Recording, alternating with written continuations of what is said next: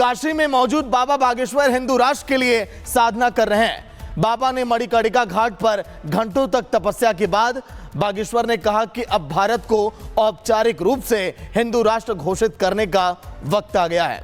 देखिए आप।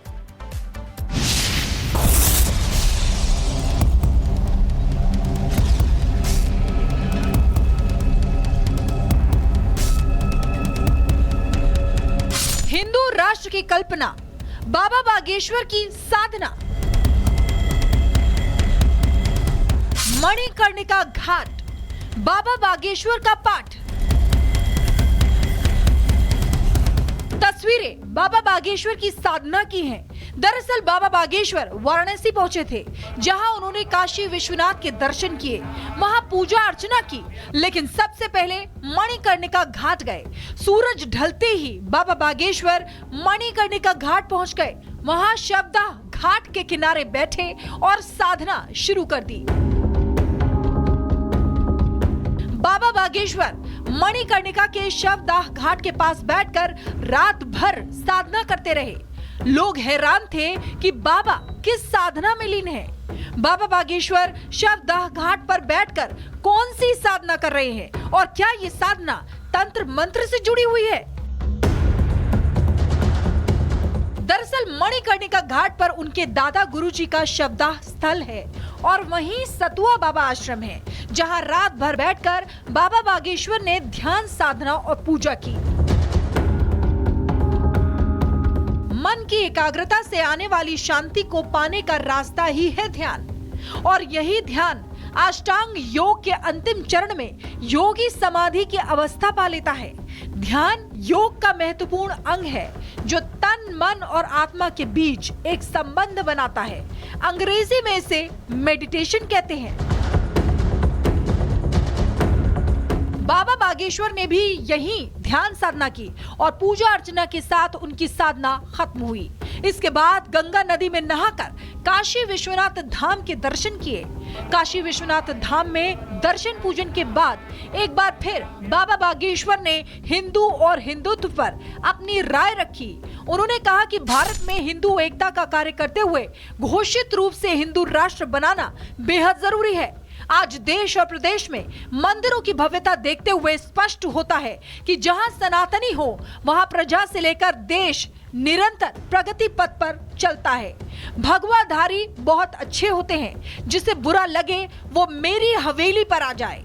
दुनिया भर में हिंदू विरोधी ताकतें सक्रिय हैं। नेपाल पहले हिंदू राष्ट्र था, लेकिन कुछ पश्चिमी विचारधारा और कम्युनिस्ट बुद्धि के लोगों ने दिशा गलत कर दी।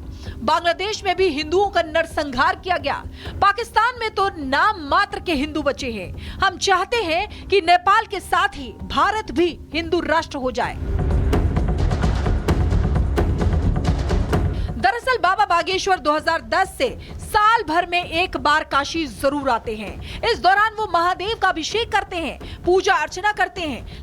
लेकिन शवदाह घाट पर उनकी साधना की ये तस्वीरें पहली बार सामने आई तो पता चला कि वो दादा गुरुजी के शवदाह स्थल पर ध्यान साधना कर रहे थे। Bureau report, Republic Bharat.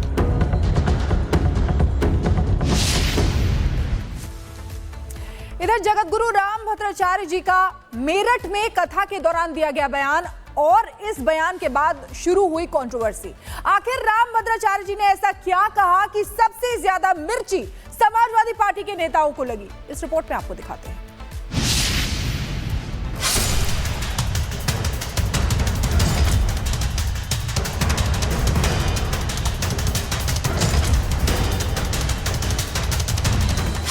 क्या पश्चिमी उत्तर प्रदेश में मुस्लिमों की तादाद तेजी से बढ़ती जा रही है और वहां रहने वाला हिंदू धीरे धीरे खतरे की गर्त में जा रहा है?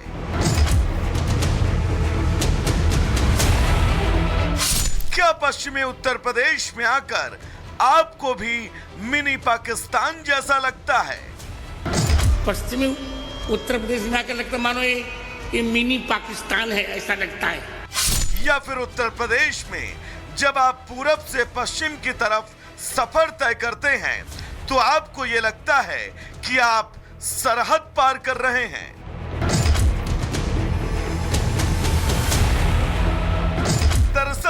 सवाल आज इसलिए क्योंकि मेरठ के भामाशाह पार्क में जगत गुरु रामभद्राचार्य की कथा चल रही है और इस कथा के दौरान जगत गुरु रामभद्राचार्य ने जिन बातों को व्यासपीठ से बखान किया, उन बातों ने अब नए विवाद को जन्म दे दिया।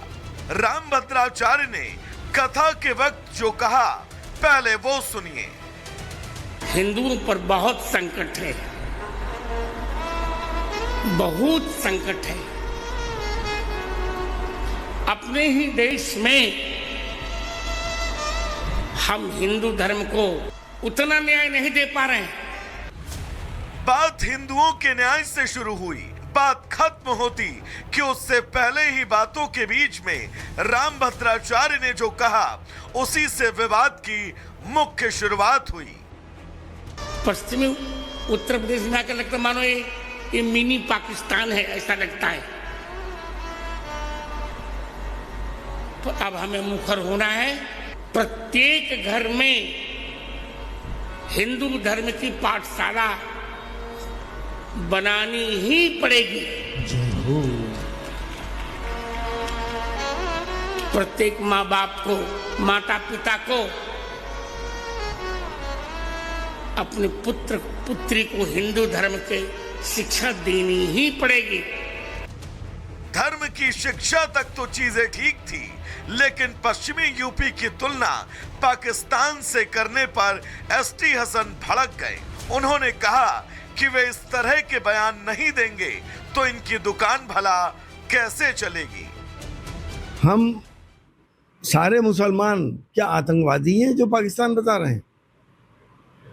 क्या कहना क्या चाहते हैं? रामभद्राचार्य का पश्चिमी यूपी को मिनी पाकिस्तान जैसा बताना और एसटी हसन का पलटवार करना, ये तय है कि विवाद यही नहीं थमने वाला। लेकिन देश में कई इलाकों की डेमोग्राफी को बदले जाने की तमाम चर्चाओं के बीच रामभद्राचार्य का ये इकलौता बयान नहीं है और इन बयानों को धार भी वहां लगातार एक समुदाय की बढ़ रही आबादी खुद दे रही है। Bureau report, Republic Bharat. वहीं रामभद्राचार्य मिनी पाकिस्तान वाले बयान पर कायम हैं। उन्होंने कहा कि संभल से पलायन क्यों हो रहा है, मेरठ में बहुत लोग हिंदुओं पर हावी हैं। क्यों संभल से इतना पलायन हो रहा है हिंदुओं का?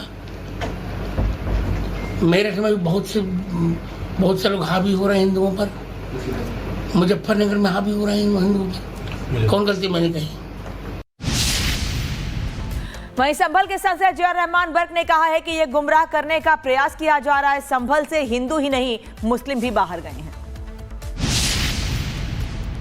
जो ये बात कहकर संभल को बदनाम किया जा रहा है, पहले संभल के इतिहास को पढ़ें, संभल के अब प्रेजेंट को देखें और देखें संभल के अंदर से। और मैं समझता हूँ कि लोगों का जो यहाँ से जाने का काम होता है, ऐसा नहीं हिंदू समाज के लोग गए हैं, मुस्लिम समाज के लोग भी गए हैं। क्यों गए हैं? इसका मतलब ये नहीं कि डर के खौफ में गए हैं।